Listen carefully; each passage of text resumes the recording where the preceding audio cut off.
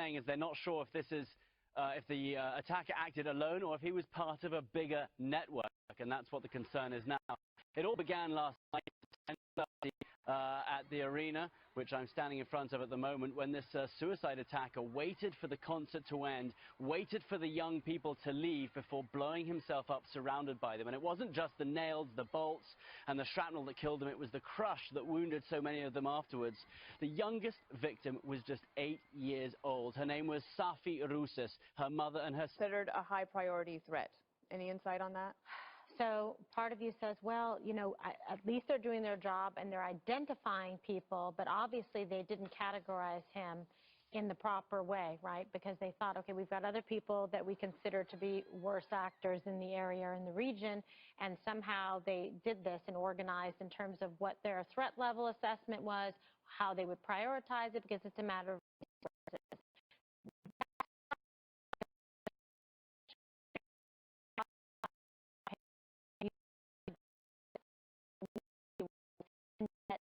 Didn't focus and prioritize. And he'd traveled. Yeah, he had traveled, and so you would keep in mind, that's one of the key things that they look for to see is, you know, what travel, and now they're going to go through all his, you know, personal accounts, et cetera, to see how he was radicalized, who he was in communication, to kind of like fan it out in terms of a terror web of connections and who might be someone who was in direct communication with him. Already been doing some investigation about that and had some success, so I think that's interesting. If there's anything to the targeting of this, like that ISIS or terrorists know that we have, you know, our soft spot is children, and they obviously care about their children too in that region. But evil losers, as the president called them, we can talk about that in a minute. When they target children, they might not expect the response. It might be even more fierce than it has been in the past with Theresa May and Donald Trump and others like McMaster saying we got to take the fight more to the enemy in some more specific way. I'm not sure how you take the fight to the enemy more effectively. The question is, he and several others, British citizens, have gone back to jihad, right? I guess. I don't know why he went back to Libya, but then they come back home. And so do they gain training when they go away and come back home? And it's even more pronounced in France and in Germany. They have more of these people who left and then came back. So when we talk about soft targets, it just has the impact, you know, on me of, you know, making me more fearful for what will happen. You go to the ball game or you go to the theater. We know about what's happened in movie theaters in this country, but I mean, you think about the concerts, the recent concerts. Speaking on these developments. We begin tonight with the latest out of Manchester, England, where last night a suicide bomber killed 22 and injured over 50 when he detonated himself as crowds exited a concert by pop star Ariana Grande. President Trump reacted to the bombing with a message to all terrorists. So many young, beautiful, innocent people living and enjoying their lives murdered by evil losers in life.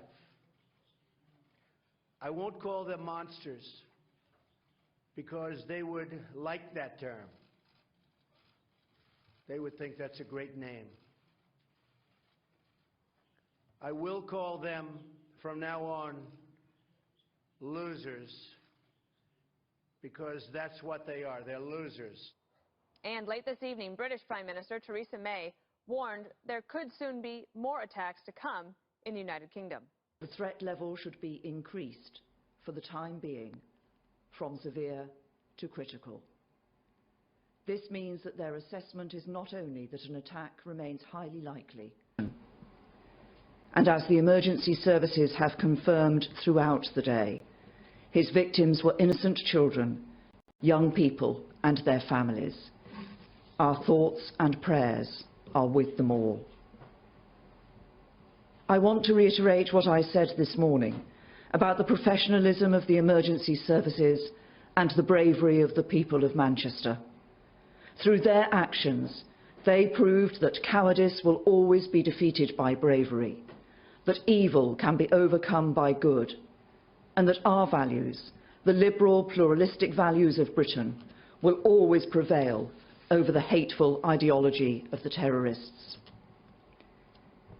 In my statement earlier today, I said that the police and security services needed to investigate whether or not Abidi was acting alone. Those investigations continue. but the work undertaken throughout the day has revealed that it is a possibility that there is a wider group of individuals linked to this attack. This morning I said that the Joint Terrorism Analysis Centre, the independent organisation responsible for setting the threat level on the basis of the intelligence available,